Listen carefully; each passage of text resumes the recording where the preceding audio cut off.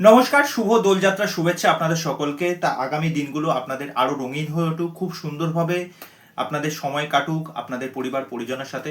তা বরবাদের first song যেটা হচ্ছে দ্বিধা, যে গানটা সন্ধ্যেবেলায় ড্রপ আউট করা হয়, আমি বাড়ি ছিলাম না, বাড়িতে আসার পর আমি গানটা হেডফোনে মোটামুটি 5-6 বার শুনলাম। এই গানের ক্ষেত্রে আমার কোন জিনিসটা সবচেয়ে বেশি ওয়ার্ক করেছে, প্রথম কথা হচ্ছে এই যে প্রীতম বলে যিনি গেয়েছেন, তার ভয়েসটা এতটা সুদিং।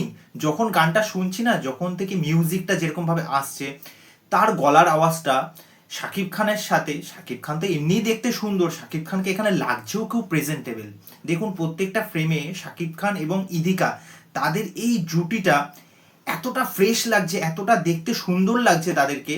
এই গানটার সাথে মানে প্রত্যেকটা দৃশ্য যেন খুব মিশে গেছে সুন্দরভাবে, যেরকম ভাবে শাকিব খানকে আমরা ফার্স্ট লুকে দেখতে পাচ্ছি। এবং মেয়েটা আমার যতদূর মনে হয় যে শাকিব খান যেহেতু সে একটা বিরাট একটা কর্তৃত্ব তার একটা রয়েছে, এবং দেখবেন যে তার ক্যারেক্টারের মধ্যেও কিন্তু আমরা অনেক কিছু দেখতে পাচ্ছি যে সে নেশা ফেশা করে কিন্তু মেয়েটার সাথে দেখা করতে আসছে। তা সত্ত্বেও এই ক্যারেক্টারটার মধ্যে, মানে শাকিব খানের ক্যারেক্টারটার মধ্যে কিন্তু একটা বাচ্চা সুলভ ব্যাপার রয়েছে। মানে সে এই মেয়েটার জন্য ফুললি অবসেসড, মানে এই মেয়েটার ভালোবাসাই তার কাছে হচ্ছে মূল মন্ত্র। মেয়েটা যদি কোনো কারণে যদি তার চোখের নাগালে চলে যায় বা হাতছাড়া হয়ে যায়, সে কিন্তু পুরো পাগল পাগল হয়ে যাবে। তা ব্যাপারটা কিন্তু এরকম দাঁড়াচ্ছে, সে নানা রকম মূল্যবান গিফট দিয়ে তাকে নিজের করে পাওয়ার চেষ্টা করছে, যাই হোক তার মানে প্রিয়তমাকে পাওয়ার জন্য বা ভালোবাসার মানুষকে পাওয়ার জন্য। স্পেশালি শাকিব খান এবং ইদিকা, তাদের এই জুটিটা খুব সুন্দর লাগছে।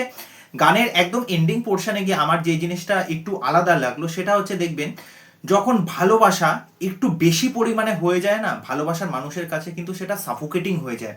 তখন সেই মানুষটা মানে এতটাই আপনার ওপর প্রেশার ক্রিয়েট করার চেষ্টা করে যে আমি যেটা বলছি, আমি যেটা করছি সেই জিনিসটাই তোমাকে করতে হবে, তোমাকে ভাবতে হবে। দেখবেন একটা পোর্শনে ইদিকা দেখবেন একটা অফিসে কিছু একটা প্রেজেন্টেশনে কাজ করছে, সেই অবস্থায় যখন মিটিংটা চলছিল সেখান থেকে শাকিব খান তাকে টেনে নিয়ে চলে যাচ্ছে।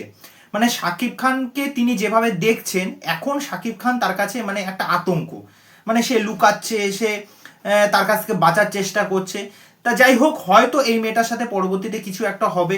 এবং সে যখন শাকিব খানের বাড়িতে যাচ্ছে, যেহেতু সে একদম সাধারণ মধ্যবিত্ত ঘরের একটা মেয়ে, সে শাকিব খানের এত বড় বাড়ি, তার মানে চাকচিক্য, এত প্রভাব প্রতিপত্তি দেখে মানে সে অবাক হয়ে গেছে, মানে এরকম একটা ছেলে আমার জন্য এতটা পাগল।